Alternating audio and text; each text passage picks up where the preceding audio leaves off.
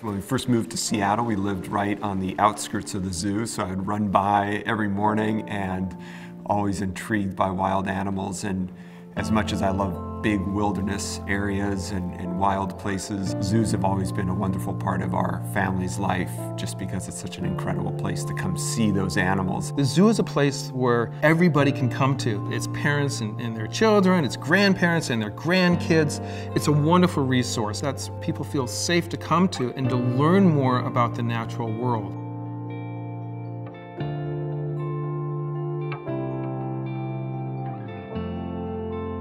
I've always been passionate about wildlife and about animals, and I feel I've been privileged because I've had an opportunity to have a career where I've been able to follow my passion and work on endangered species. My passion has always been wildlife and education, so I'm probably one of the few people here at the zoo who have worked as both a keeper and in another department in education. When I was a keeper, I was taking care of animals and trying to enrich their lives, but I was also doing education, and that was a big part of what I do.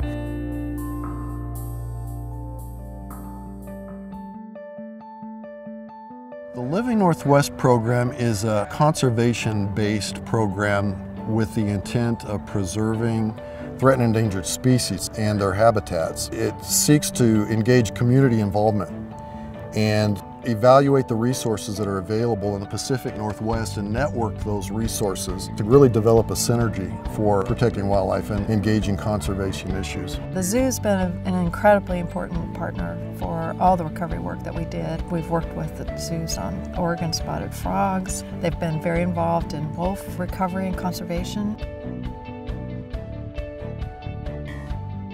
Coexisting with Carnivores is a partnership between Woodland Park Zoo and Issaquah Middle School, where the kids learn about the carnivores that are in their community.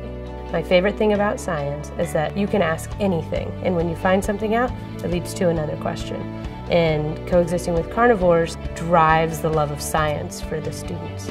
The Woodland Park Zoo and this cooperative relationship has really filled a need in providing not just some funding for the different projects that we work on, but the expertise and some of the field needs that we have. Studying wildlife has changed quite a bit. Now we've got a number of tools, including remote cameras and techniques for snaring hair and getting DNA that are called non-invasive methods. So they allow us to study animals in their natural habitats without capturing the animals or even really seeing the animals.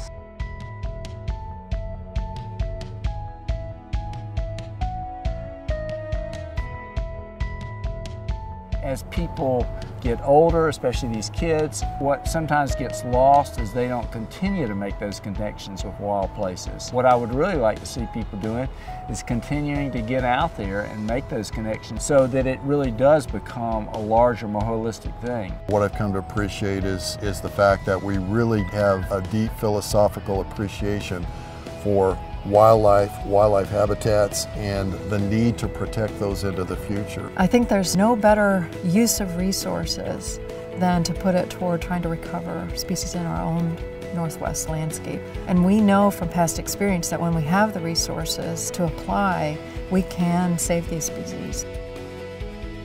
I think one of the things that we should never lose, either as children or adults, is that sense of wonder and the magic that is in the natural world. How can we turn to each other and to community for a rich quality of life rather than to things? Building community, building our enjoyment of parks and open space is a wonderful part of choices that we have here in Seattle and in the Northwest. It's an incredible asset for the community and an incredible place to really fire our imaginations, learn, and then shape how we behave during the course of our lives.